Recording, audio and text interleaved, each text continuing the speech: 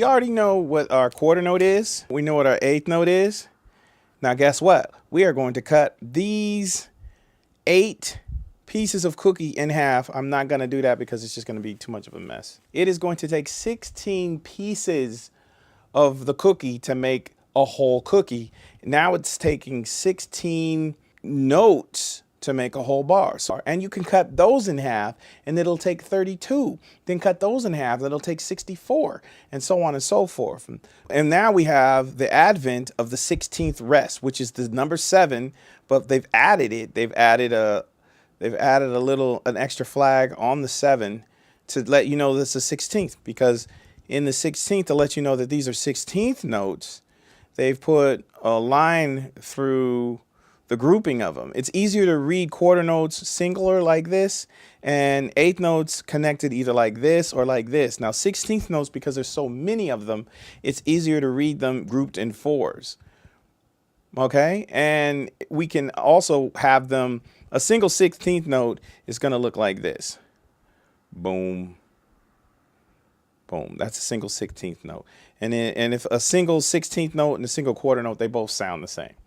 It's only when they're in succession that the things change. So now that we've got that, this is what this sounds like. We're going to go like this. Bop, quarter note, quarter note, quarter note, eighth note, eighth note, eighth note, eighth note, dot, dot, dot, dot, dot, dot, dot, 16th note, this, 16th note, this, 16th note, then 16th note, then 16th note, then 16th note.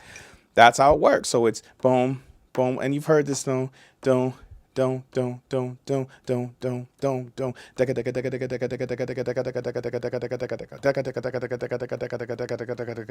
Everything is even, and it makes up an entire bar. So if you've gotten this far, then you are on your way, because now we're going to talk about the other ways of communicating on paper. So make your own exercises and practice, and even find music either online or create your own types of rhythms using this system, because this system is universal. So everybody from every part of the world can understand this system.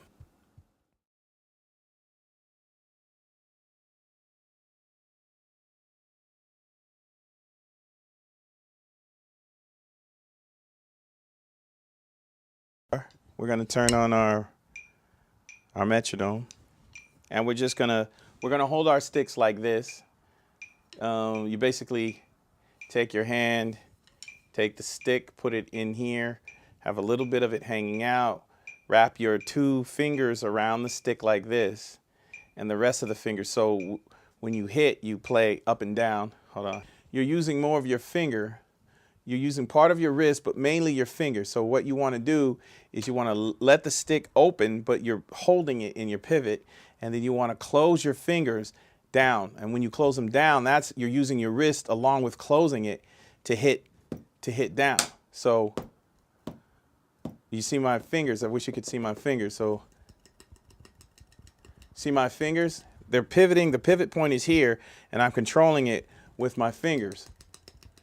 It's not on YouTube, but there's a guy on the Conquer Blue Devils. He was the drum instructor. Tom Float could do a drum roll with one hand. Jesus.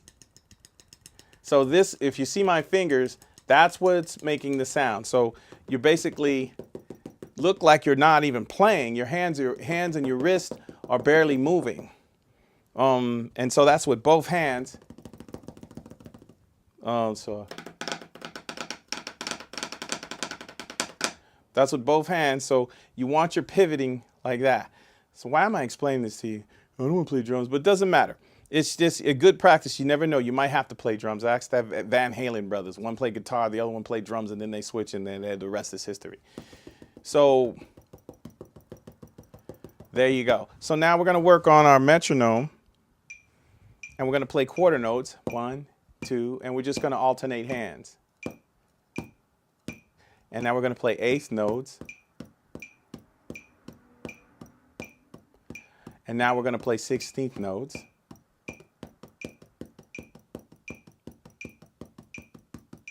And now we're going to go back to eighth notes, or quarter notes.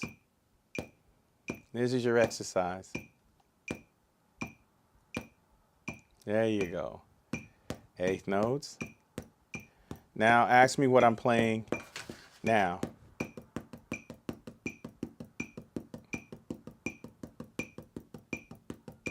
Now, what am I playing now?